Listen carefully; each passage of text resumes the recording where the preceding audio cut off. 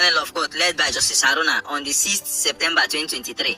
That judgment was filled with a judgment without evidences. And now, Bola Ahmed Tinubu's secret has been exposed. Alongside with the judges, they have all been exposed. You see, there is nothing hidden under the surface of the earth that will not be revealed on a special day. It will only take time. Bola Ahmed Tinubu felt he has run away or he has connived and bought the minds of the judges.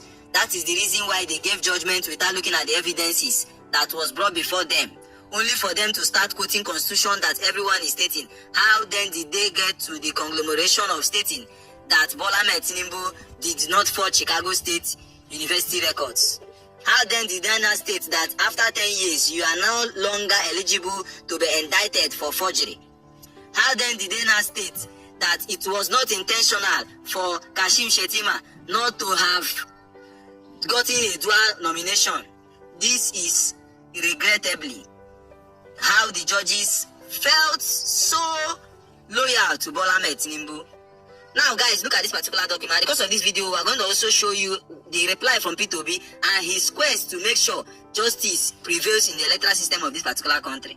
Look at this document in your screen. This is the CTC document that PDP's lawyers are about filing to Supreme Court. But it is so unbelievable that at the touch of this particular document, it is now stated that Bola Ahmed Tinubu had this copy before it was released to other political parties' legal team. Look at it, Tinubu's presidential legal team. What is Tinubu presidential legal team doing on the edge of the CTC papers? No wonder a lot of persons were reacting on that judgment day that the 5-man panel of court led by Tisman Haruna, that they were reading those judgment papers as though they were not the one that drafted it. It is very clear that this is the judgment they used on that particular day. And it is now obvious that this judgment was even drafted by Bola Ahmed Tinubu's lawyers. They have now exposed them. The question is, let Bola Ahmed Tinubu and his lawyers come and explain what Tinubu Presidential Legal Team, TPLUT, logo and inscription is doing on the CTC papers that P2B are about filing to Supreme Court. They have no defense, only for them to start explaining that it is a watermark. The Tinubu Presidential Legal Team has tried to clarify the controversies over its watermarked copies of the Presidential Election Petition Tribunal judgment papers.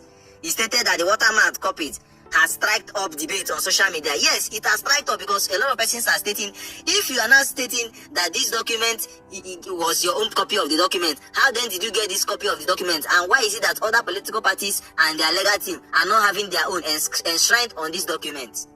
In response, Bola Ahmed Tinubu, they stated that the TPLUT coordinator, Bim Babatunde Ogala, explained it no defense over this particular exposed document, only for them to state that they watermarked their copy of the judgment after collection from the Court of Appeal before circulating the scanned copies to members of their team.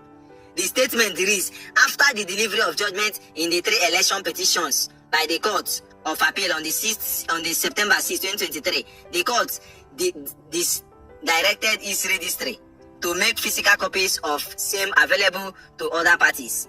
According to Tinubu Presidential Legal Team, they applied for these copies and they were the one that enshrined this Tinubu Presidential Legal Team TPLUT on their own copy before it got circulated. The question is, why then did this copy of this CTC document got to Bola Ahmed Tinubu's legal team before other political parties and their legal teams lawyers? Why then was this copy given to Bola Ahmed Tinubu before it got to the reach of others? This is where it now showed that they deliberately drafted these judgment papers for the judges to read. Now the judgment has now been exposed. That judgment is not really working with the constitution of this country. It's not really working with the fact that the Independent National Electoral Commission ought to have transmitted the results electronically as agreed by the Electoral Acts of this country, only for this judgment to be truncated because it was drafted single-handedly by Tinubu Presidential Legal Team.